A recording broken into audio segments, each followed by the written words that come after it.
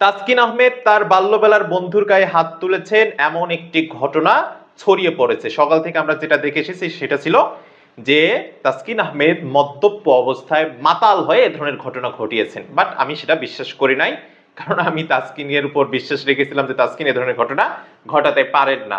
সময় যত গড়ালো আমি তাসকিনের স্ট্যাটাসের জন্য অপেক্ষায় ছিলাম, তাসকিনের স্ট্যাটাস পেলাম এবং রিয়াসাত আজিম ভাইয়ের সাথে তার একটা কথোপকথন পেয়েছি। রিয়াসাত আজিম ভাই ভিডিওতে সরাসরি কল দিয়ে কথা বলেছেন, সেটা আমি পরে ভিডিও শেয়ার করেছি, আপনারা চাইলে দেখে আসতে পারেন। সেখানে যেমনটা তাসকিনের দাবি ছিল আর ভিডিওতে আমরা যেটা দেখিয়েছি সেই জায়গা থেকে সংক্ষিপ্ত আকারে একটা কথা বলবো। তার আগে বলতে চাই স্ট্যাটাসে তাসকিন কি লিখেছেন, স্ট্যাটাস পরেই সেই কথাগুলো আপনাদেরকে একটু জানিয়ে দেব। তাসকিন আহমেদ তার ফেসবুকে স্ট্যাটাসে লিখেছেন, সবাইকে অনুরোধ গুজবে বিভ্রান্ত হবেন না। তাসকিন ড্রেক প্রথম লাইনে ক্লিয়ার করলেন এটা সম্পূর্ণ গুজব, আপনারা গুজবে বিভ্রান্ত হবেন না। দ্বিতীয় লাইনে যেটা লিখেছেন, আমি আমার ছোটবেলার বন্ধুর গায়ে হাত তুলেছি, এমন একটা ঘটনায় অনেক কিছুই ঘটে যাচ্ছে। এই লাইনটা পরে একজন সাধারণ শিক্ষিত, নিম্নমানের শিক্ষিত বা যার ভিতর শিক্ষার কোনো আলো নেই সেও বুঝতে পারবে এই লাইনটাতে তাসকিন স্বীকার করেছেন আমি আমার ছোটবেলার বন্ধুর গায়ে হাত তুলেছি, এমন একটা ঘটনায় অনেক কিছু ঘটে যাচ্ছে। আমি বলছি না তাসকিন এইভাবেই এটার মিন করেছেন, পরের লাইনটা বুঝলে আবার ক্লিয়ার হবেন, বাট এই প্রথম লাইনে এটাই মিন করে আমি আমার ছোটবেলার বন্ধুর গায়ে হাত তুলেছি, এমন একটা ঘটনায় অনেক কিছুই ঘটে যাচ্ছে। এর পরের লাইনে তিনি লিখেছেন, আমার মনে হয় এমন গুজবে কান দিয়ে বিভ্রান্ত হবেন না।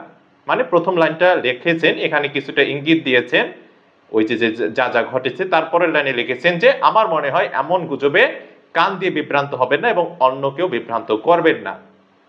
এর পরের লাইনটা দেখুন, ধীরে ধীরে মজা পাবেন আপনারা। এটা আমার পরিবার ও আমার বন্ধুর জন্য সম্মানজনক না। এই যে গুজব ছড়াচ্ছে, এই যে মিডিয়ায় লেখালেখি হচ্ছে, ফেসবুকে অনেকে স্ট্যাটাসে লিখতেছেন যে তাসকিন আহমেদ মদ পান করেছেন, মাতাল হয়ে তিনি শেষ পর্যন্ত এই ধরনের একটা ঘটনা ঘটিয়েছেন, সেই জিনিসগুলো কোনোভাবেই এরকম সেলিব্রিটি, বাংলাদেশের এরকম একজন হাই প্রোফাইল ক্রিকেটার, তার সঙ্গে কোনোভাবেই সম্মানজনক না, এটা আমরা জানি। যা ঘটেছে সেজন্য বন্ধুও আমার মতে কথা হয়েছে, যে ঘটনাটা ঘটেছে থানা পর্যন্ত গড়িয়েছে, জিডি হয়েছে, এটা নিয়ে তার বন্ধুর সঙ্গে কথা হয়েছে তাসকিনের। অ্যান্ড ফাইনালি এটা যে পর্যায়ে গেছে কোনোভাবে এমনটা হওয়ার কথা নয়। এটা এত বেশি মিডিয়ায় ছড়িয়ে পড়েছে বা যেভাবে ছড়িয়ে পড়েছে এটা ওইভাবে হওয়ার কথা নয়। শুধু একটা কথাই বলতে চাই, বিষয়টা অন্য, বাস্তবতা ভিন্ন।